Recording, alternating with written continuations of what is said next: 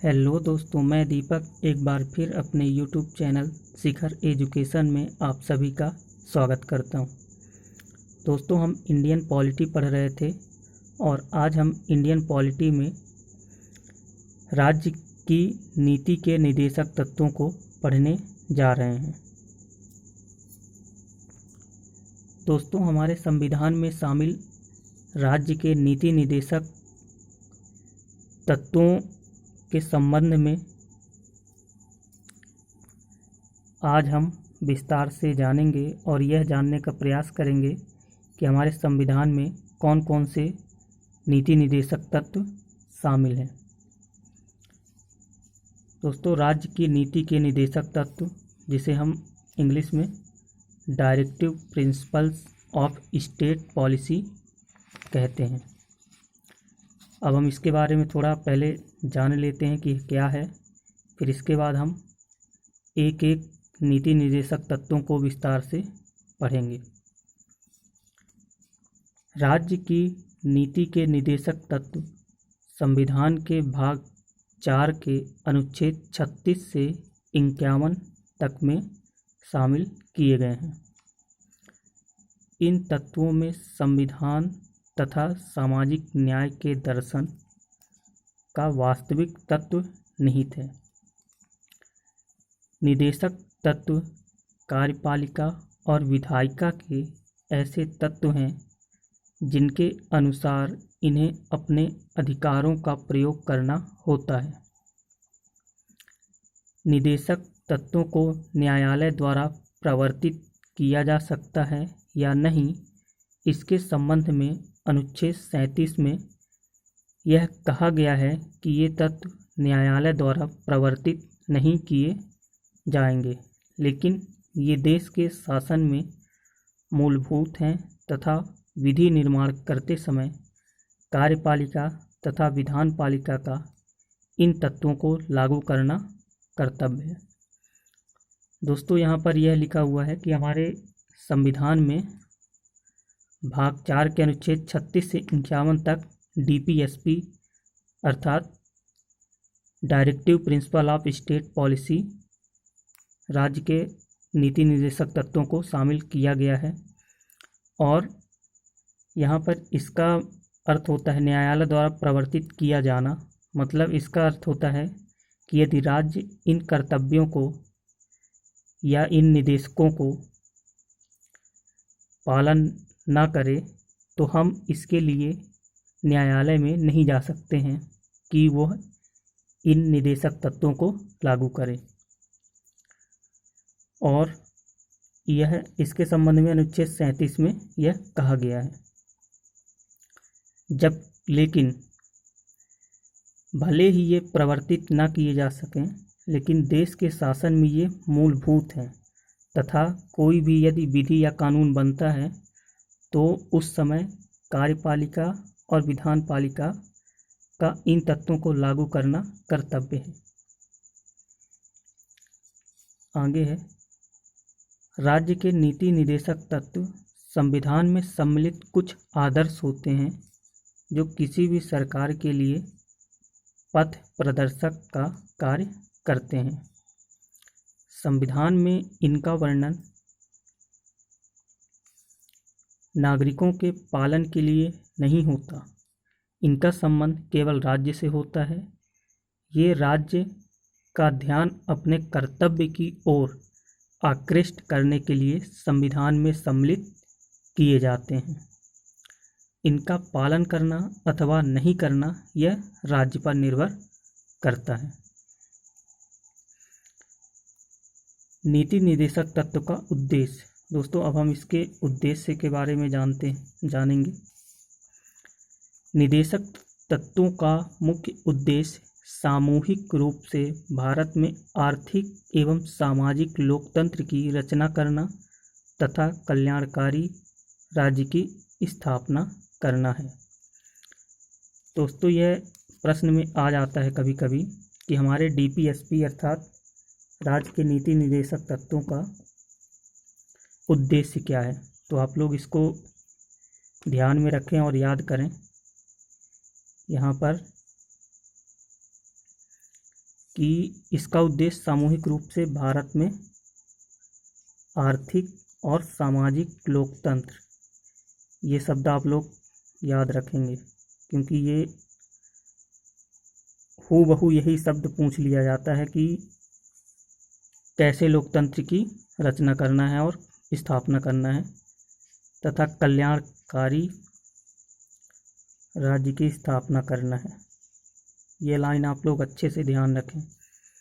नीति निर्देशक तत्वों का मुख्य उद्देश्य सामूहिक रूप से भारत में आर्थिक एवं सामाजिक लोकतंत्र की रचना करना तथा कल्याणकारी राज्य की स्थापना करना है। इन तत्वों का महत्व इस बात में है कि ये नागरिकों के प्रति राज्य के दायित्व के द्योतक हैं। संविधान की उद्देशिका में जिन आदर्शों को प्राप्त करने की परिकल्पना की गई है, निदेशक तत्व उन आदर्शों को प्राप्त करने के लिए पथ प्रशस्त करता है। इन तत्वों के माध्यम से भारतीय राज्य के आदर्शों तथा लक्ष्यों की गणना की गई है। अब हम नीति निर्देशक तत्व तथा मूल अधिकार में अंतर को समझते हैं। नीति निर्देशक तत्व तथा मूल अधिकार एक दूसरे के पूरक हैं तथा इनके मध्य पारस्परिक संबंध है। फिर भी इन दोनों के बीच निम्नलिखित अंतर हैं। पहला, मूल अधिकार न्यायालय में प्रवर्तनीय हैं, अर्थात जब मूल अधिकार का उल्लंघन किया जाता है तब उल्लंघन करने वाले के विरुद्ध न्यायालय में रिट याचिका दाखिल की जा सकती। इसके विपरीत नीति निर्देशक तत्व न्यायालय में प्रवर्तनीय नहीं है तथा इनका उल्लंघन किए जाने पर न्यायालय में रिट याचिका दाखिल नहीं की जा सकती तथा न तो इनके उल्लंघन के विरुद्ध कोई वाद ही दाखिल किया जा सकता। दोस्तों, हम रिट याचिका के बारे में विस्तार से एक अलग से वीडियो में पढ़ेंगे। इसका अर्थ है कि मूल अधिकार न्यायालय में प्रवर्तनीय है, अर्थात यदि हमारे मूल अधिकारों का हनन हो रहा हो तो हम उस अधिकार को लागू करवाने के लिए न्यायालय जा सकते हैं, लेकिन डीपीएसपी के विरुद्ध हम न्यायालय नहीं जा सकते। दूसरा पॉइंट है, मूल अधिकारों का मुख्य उद्देश्य समता, स्वतंत्रता तथा मानव के लिए आवश्यक अन्य अधिकारों को प्रदान करके राजनैतिक प्रजातंत्र की स्थापना करना है, जबकि नीति निर्देशक तत्वों का मुख्य उद्देश्य सामाजिक तथा आर्थिक न्याय के आधार पर राजनीतिक व्यवस्था को स्थापित करना है। तीसरा पॉइंट है, मूल अधिकार नकारात्मक है क्योंकि ये राज्यों के कुछ कार्यों को प्रतिबंधित करते हैं, अर्थात मूल अधिकार राज्य पर विभेद को रोकने, स्वतंत्रता, समानता तथा सांस्कृतिक स्वतंत्रता को संरक्षित करने के लिए बंधन लगाते हैं, जबकि नीति निर्देशक तत्व सकारात्मक है क्योंकि ये राज्य को निश्चित कार्यों को करने का निर्देश देते हैं।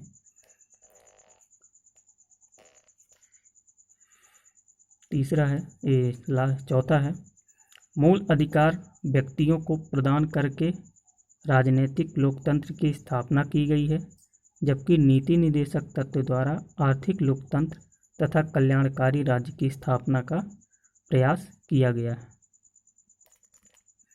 पांचवा है, अनुच्छेद 20 तथा 21 में प्रत्याभूत मूल अधिकारों के अतिरिक्त अन्य अधिकारों को आपातकाल के प्रवर्तन के दौरान निलंबित किया जा सकता है, जबकि नीति निर्देशक तत्वों को किसी भी स्थिति में निलंबित नहीं किया जा सकता है। दोस्तों, यह पॉइंट ध्यान रखें। अगला है 6, मूल अधिकार अत्यांतिक नहीं है क्योंकि इन पर विशेष परिस्थिति में निर्बंध लगाए जा सकते हैं, जबकि नीति निर्देशक तत्व अत्यांतिक है और इन पर किसी भी स्थिति में निर्बंधन नहीं लगाया जा सकता। दोस्तों, नीति निर्देशक तत्वों को कुछ वर्गों में वर्गीकृत किया गया है, जिन्हें हम यहाँ देखेंगे। संविधान के अनुच्छेद 37 से 51 तक में वर्णित नीति निर्देशक तत्वों का वर्गीकरण निम्न प्रकार से किया जा सकता है। पहला है, सामान्य जनता को आर्थिक न्याय उपलब्ध कराने वाले निर्देशक तत्व। इस वर्ग के अंतर्गत वे निर्देशक तत्व शामिल हैं जो राज्य में आर्थिक प्रजातंत्र स्थापित करने के उद्देश्य से निर्देशित किए गए हैं। संविधान के अनुच्छेद 39, 40, 42, 43, 46, 47 और 48 में ऐसे तत्वों का निर्देश दिया गया है।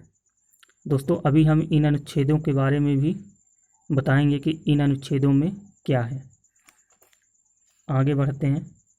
सामान्य जनता को आर्थिक, यहाँ पे आर्थिक ध्यान रखना, हम आर्थिक न्याय के ही बारे में पढ़ रहे हैं। आर्थिक न्याय उपलब्ध कराने वाले नीति निर्देशक तत्व निम्नलिखित हैं।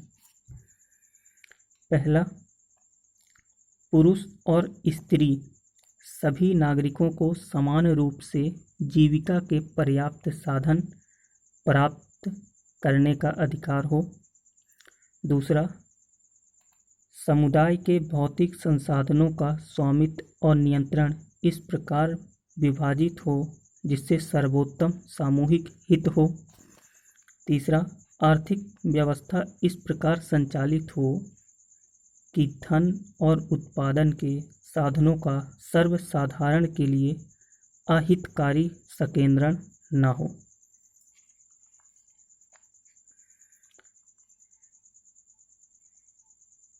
अगला है, पुरुषों और स्त्रियों दोनों का समान कार्य के लिए समान वेतन हो।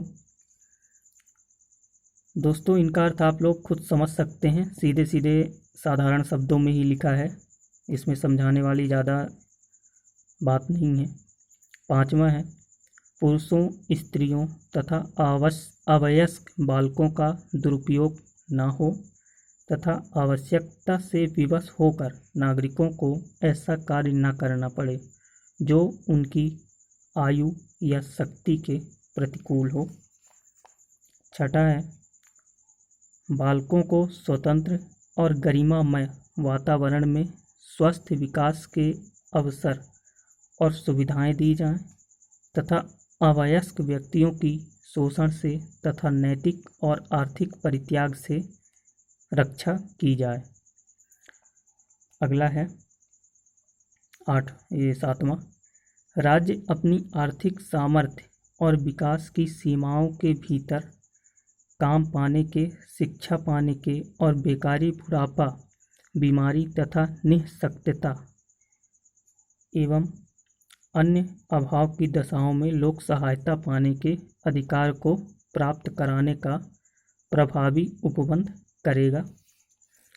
8वां है, राज्य कर्मकारों को काम, निर्वाह मजदूरी, शिष्ट जीवन स्तर और अवकाश का संपूर्ण उपभोग सुनिश्चित करने वाली काम की दशाएं तथा सामाजिक और सांस्कृतिक अवसर प्राप्त कराने का प्रयास करेगा और विशिष्ट रूप से ग्रामों में कुटीर उद्योगों को वैयक्तिक या सहकारी आधार पर बढ़ाने का प्रयास करेगा।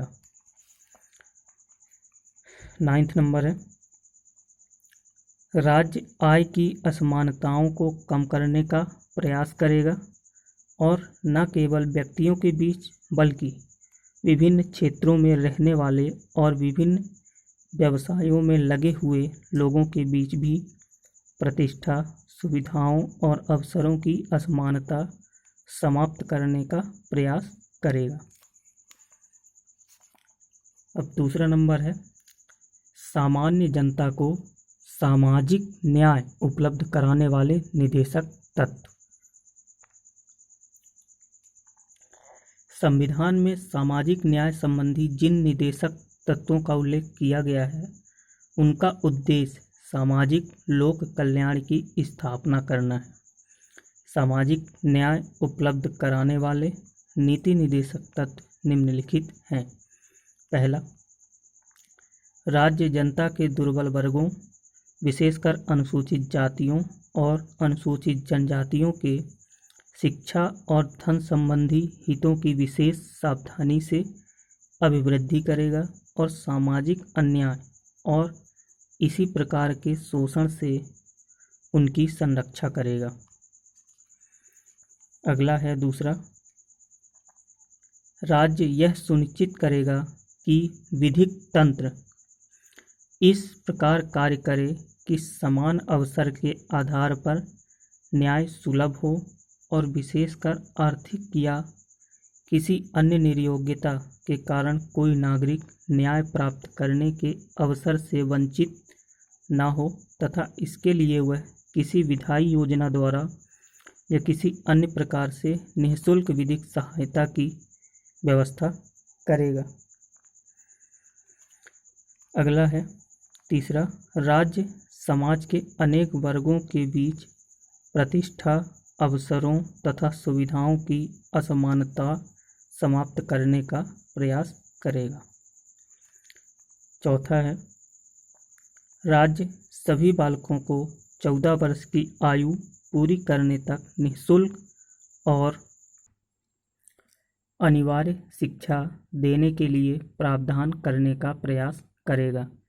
इस निदेशक तत्व के संबंध में कहा गया था कि इसे संविधान के प्रारंभ की 10 वर्ष की अवधि के भीतर अर्थात 1960 के पूर्व पूरा किया जाना चाहिए, लेकिन सरकार इसे अब तक पूरा करने में असफल रही है।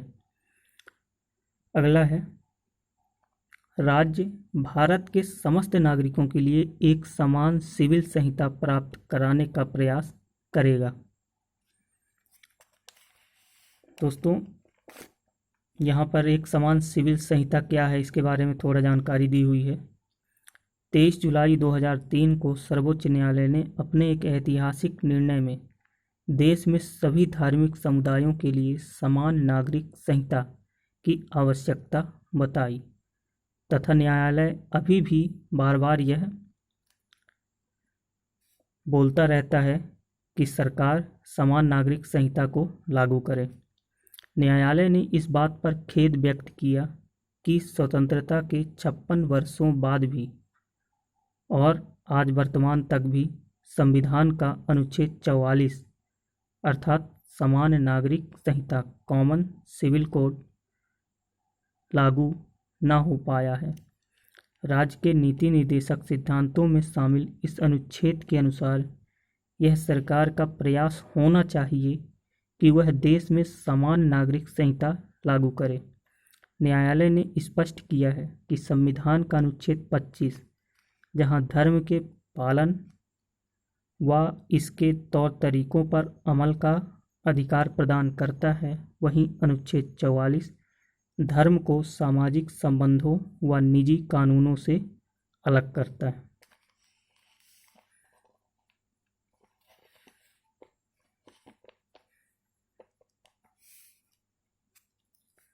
अगला है,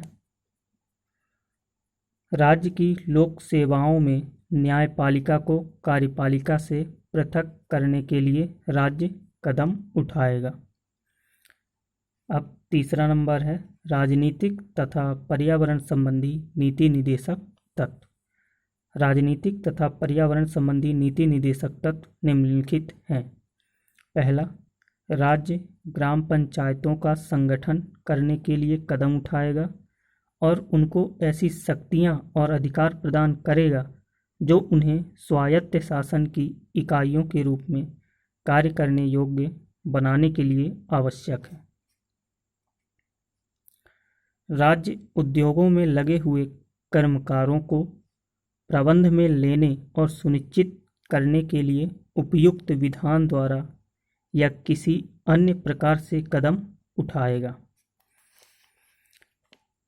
अगला है, राज्य देश के पर्यावरण के संरक्षण तथा संवर्धन का और वन तथा वन्य जीवों की रक्षा करने का प्रयास करेगा। राज्य राष्ट्रीय महत्व वाले घोषित किए गए कलात्मक या ऐतिहासिक अभिरुचि वाले प्रत्येक संस्मारक या स्थान या वस्तु का संरक्षण करेगा। कोई संस्मारक या स्थान या वस्तु राष्ट्रीय महत्व का है, इसका निर्णय संसद विधि बनाकर करती है। अगला है, राज्य कृषि और पशुपालन को आधुनिक और वैज्ञानिक प्रणालियों से संगठित करने का प्रयास करेगा और विशेषकर गायों और बछड़ों तथा दुधारू और वाहक पशुओं की नस्लों के परीक्षण और उनके वध को प्रतिषिद्ध करने के लिए कदम उठाएगा। अगला है, राज्य पोषाहार स्तर और जीवन स्तर को ऊंचा करने तथा लोक स्वास्थ्य को सुधारने का प्रयास करेगा। सातवां है ये, राज्य मादक पेयों और स्वास्थ्य के लिए हानिकारक औषधियों के उपभोग का प्रतिषेध करने का प्रयास करेगा, लेकिन औषधि के प्रयोजन के लिए इनका प्रतिषेध नहीं करेगा।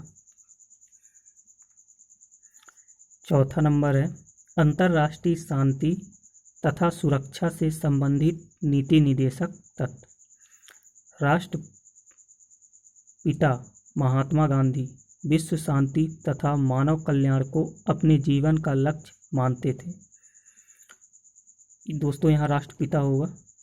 उनके विचारों से प्रभावित होकर संविधान निर्माताओं ने इस वर्ग में ऐसे तत्वों को शामिल किया जिनका उद्देश्य विश्व शांति एवं मानव कल्याण है। अंतर्राष्ट्रीय शांति तथा सुरक्षा के संबंध में राज्य निम्नलिखित कार्य करेगा। पहला, अंतर्राष्ट्रीय शांति और सुरक्षा की अभिवृद्धि का प्रयास करेगा। राष्ट्रों के बीच न्यायसंगत और सम्मानपूर्ण संबंधों को बनाए रखने का प्रयास करेगा। संगठित लोगों के एक दूसरे से व्यवहारों में अंतर्राष्ट्रीय विधि और संधि बाध्यताओं के प्रति आदर बढ़ाने का प्रयास करेगा। अगला, अंतर्राष्ट्रीय विवादों को मध्यस्थम द्वारा निपटारे के लिए प्रोत्साहन देने का प्रयास करेगा। दोस्तों, अब हम देख लेते हैं कि डीपीएसपी अर्थात राज्य के नीति के निदेशक तत्व से संबंधित कौन कौन से अनुच्छेद हैं। दोस्तों, डीपीएसपी अर्थात directive principle of state policy हमारे संविधान के भाग 4 में सम्मिलित है और यह 36 से अनुच्छेद 51 तक है। अनुच्छेद 36 यह कहता है कि इसमें राज्य की वही परिभाषा होगी जो अनुच्छेद 12 में दिया गया है।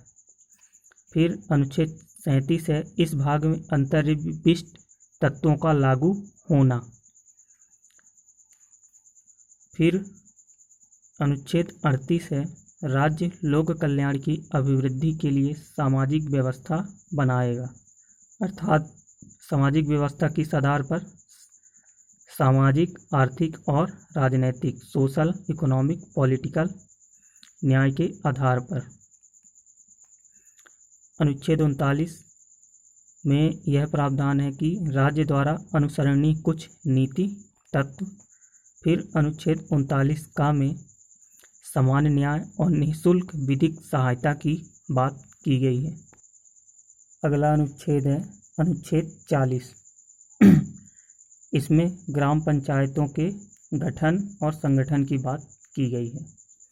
अनुच्छेद 41 कुछ दशाओं में काम, शिक्षा और लोक सहायता पाने का अधिकार। अनुच्छेद 42 काम की न्याय संगत और मानवोचित दशाओं का तथा प्रसूति सहायता का उपबंध। अनुच्छेद 43 में कर्मकारों के लिए निर्वाह मजदूरी आदि से संबंधित प्रावधान है। अनुच्छेद 43 का में उद्योगों के प्रबंध में कर्मकारों का भाग लेना शामिल है।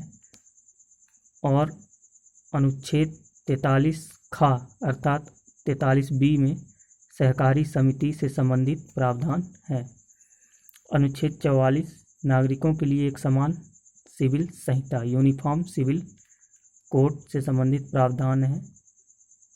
अनुच्छेद 45 में आरंभिक शिशुत्व देख रेख तथा 6 वर्ष से कम आयु के बालकों के लिए निःशुल्क और अनिवार्य शिक्षा का उपबंध है। अनुच्छेद 46 अनुसूचित जातियों, अनुसूचित जनजातियों और अन्य दुर्बल वर्गों के शिक्षा और अर्थ संबंधी हितों की अभिवृद्धि से संबंधित प्रावधान है।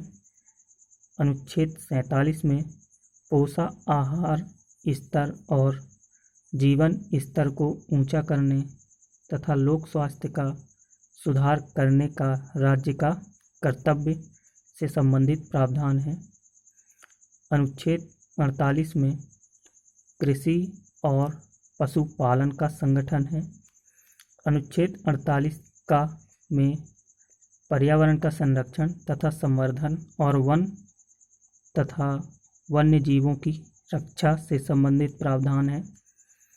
अनुच्छेद 49 में राष्ट्रीय महत्व के संस्मारकों, स्थानों और वस्तुओं का संरक्षण से संबंधित प्रावधान है। अनुच्छेद 50 में कार्यपालिका से न्यायपालिका का पृथक्करण किया गया है और अनुच्छेद 51 में अंतर्राष्ट्रीय शांति और सुरक्षा की अभिवृद्धि करने का प्रावधान किया गया है। दोस्तों, हमारा मूल कर्तव्य कंप्लीट हुआ। अब हम इससे संबंधित प्रश्न अगली वीडियो में लेकर आएंगे।